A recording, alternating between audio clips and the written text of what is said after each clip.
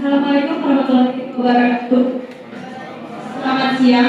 Selamat siang buat Bapak Aristiono Nugroho selaku dosen pengampu mata kuliah metodologi penelitian dan rekan-rekan kelas G yang saya banggakan.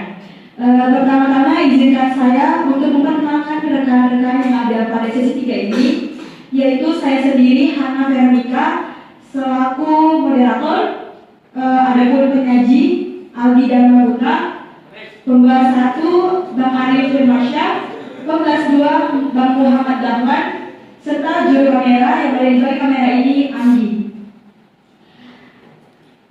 Pada sesi 3 ini penyaji akan menyampaikan hasil keunggulan dan kelemahan dari video yang telah dia saksikan, yaitu ujian skripsi yang berjudul pemanfaatan sertifikat hak atas tanah pasca legalisasi aset pada masyarakat transmigran di desa Sidadi, Kecamatan Badar, Kabupaten Ogan, Komering Ulu Timur. Baiklah, kepada Ali Putra Dharma, langsung saja kepada penyaji saya persilakan untuk maju ke depan.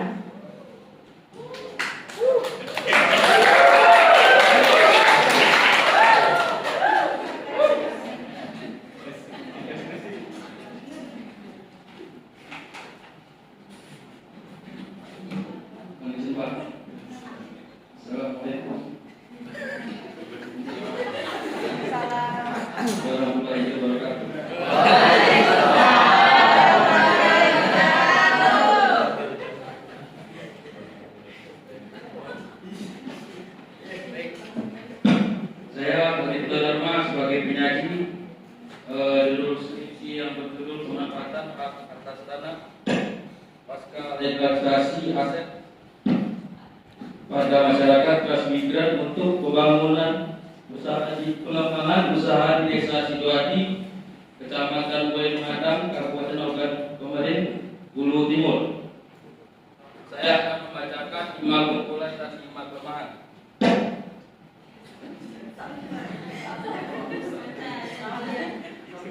Baik, yang pertama keunggulan topik yang relevan dengan sosial. Skripsi membahas sertifikat tanah untuk legalisasi aset dan peningkatan modal usaha di kalangan masyarakat transmigran. Yang kedua, metode penelitian komprehensif menggunakan pendekatan gabungan kuantitatif dan kualitatif seperti wawancara, dokumentasi, dan kuesioner menghasilkan data yang mendalam.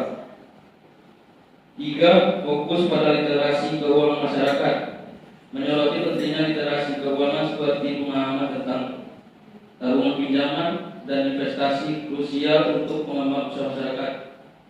Yang keempat, penyajian data dan terstruktur diagram dan tabel memudahkan pembaca memahami perubahan modal usaha serta klasifikasi jenis usaha di Desa Sidoarjo sebelum dan sesudah pembahasan sertifikat tanah.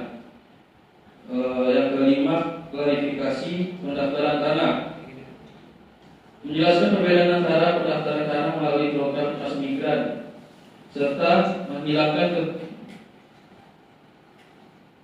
kebingungan antara peningkatan usaha dan diversifikasi usaha. Berikut 5 kelemahannya. Yang pertama, judul yang masih terlalu umum. Secara spesifik menggambarkan akan memanfaatkan sertifikat tanah dan untuk tujuannya apa sehingga masih bisa ditafsirkan terlalu luas. Yang kedua, kurangnya konteks sejarah transmigrasi. Tidak ada pembahasan sejarah transmigrasi yang terkait dengan proses persertifikatan tanah pada tahun 2021 yang seharusnya memberikan latar belakang yang lebih dalam. Yang ketiga, analisis keuntungan usaha kurang mendalam. Skripsi ini tidak secara rinci dalam menilai perubahan keuntungan usaha setelah penggunaan sertifikat tanah sebagai jaminan modal. Yang keempat, ketergantungan pada sertifikat tanah. Pembahasan terlalu fokus pada sertifikat tanah sebagai satu-satunya jaminan tanpa mempertimbangkan alternatif lain seperti BPKB atau aset bergerak lainnya. Yang kelima, kurangnya pembahasan tentang teknologi dan keberlanjutan usaha. Minimnya pembahasan tentang potensi pengembangan usaha melalui teknologi digital dan kurangnya kajian tentang keberlanjutan usaha serta risiko kegagalan untuk di masa yang datang. Terima kasih. Hanya itu yang dapat saya paparkan dari keunggulan dan kelemahan judul skripsi yang tadi. Selanjutnya dilanjut pada modal. Baik, terima kasih kepada penyaji Aldi yang telah memberikan materinya pada sesi 3 ini. Terima kasih juga sudah membuat sesi 3 ini tidak begitu menegangkan. Tentunya kepada pembahas pertama, kepada Bang Ari Firmansyah selaku pembahas pertama, saya persilakan untuk maju ke depan.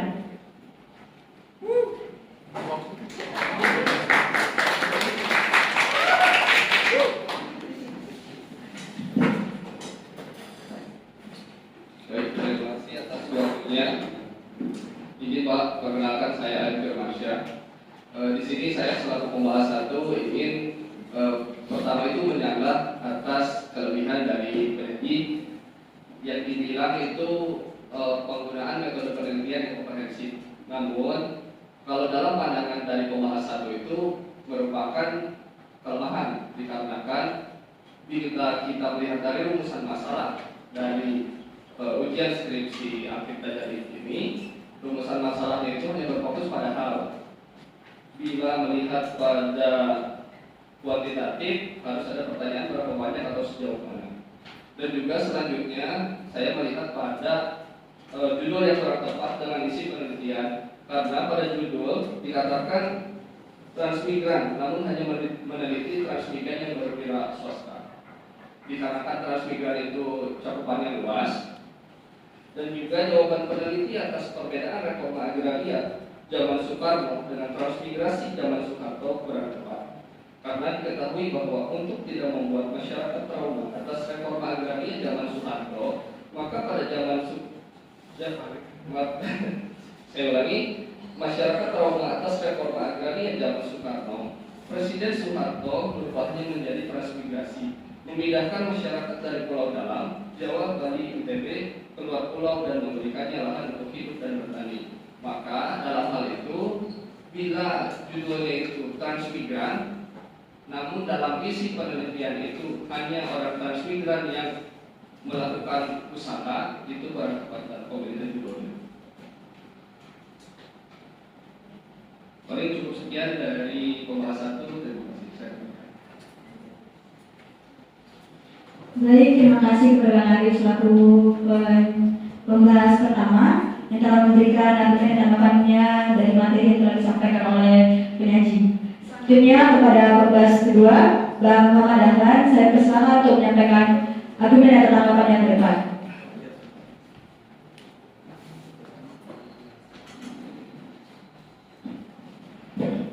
Terima kasih atas waktunya. Izin Pak, perkenalkan nama saya Muhammad Dahlan. Saya selaku pembahas 2. Di sini saya hanya sedikit menambahkan kekurangan dari skripsi yang belum disebutkan dari sesi saya. Yang pertama, saya tambahkan kalau dilihat dari segi literasi finansial yang diambil peneliti tidak sejalan dengan pengabaian peneliti. Tidak sejalan. Dilihat dari pengabaian peneliti terhadap penelitian tingkat efisiensi pemanfaatannya. Terus ada lagi kelemahannya, yaitu peneliti tidak menilai seberapa efektif dan seberapa efisien pemanfaatan sertifikat oleh masyarakat. Dan yang terakhir, pada bagian saran seharusnya sudah terlebih dahulu disebutkan pada pembahasan, jadi tidak langsung tiba-tiba muncul pada sarannya. Mungkin hanya itu yang saya tambahkan. Selanjutnya saya kembalikan ke moderator. Baik, terima kasih kepada pembahas 2 yang telah memberikan tanggapannya pada sesi 3 ini. Selanjutnya kepada penyaji untuk memberikan jawaban dan argumen serta tanggapan yang telah diberikan oleh pembahas. Kepada penyaji saya persilakan.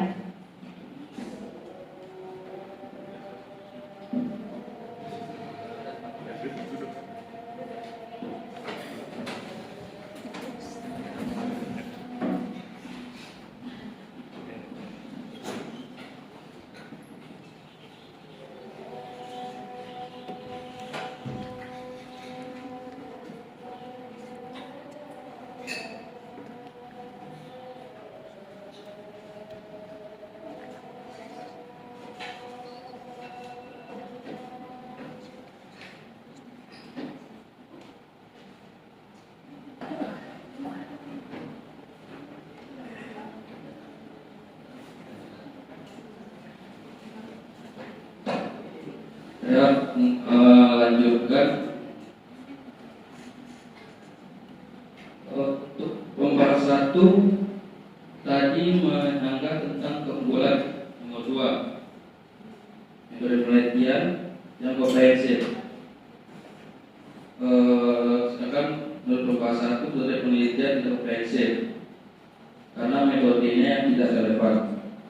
Mungkin itu dari kesalahan saya sendiri, karena mungkin bisa dimaafkan karena permasalahan suaranya kurang jelas dalam videonya Pak. Dan selanjutnya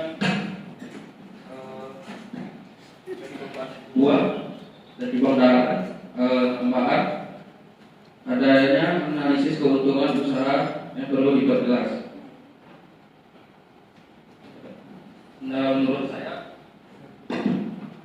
saya setuju dengan tambahan dari Bang Dalan. Terima kasih, mungkin hanya itu dapat saya paparkan. Selanjutnya kembali ke moderator. Baiklah, terima kasih atas argumen yang tanggapan apa yang telah disampaikan oleh pemateri, pengaji, dan juga argumen yang telah disampaikan oleh pembahas 1 dan pembahas 2. Demikianlah sesi 3 pada hari ini.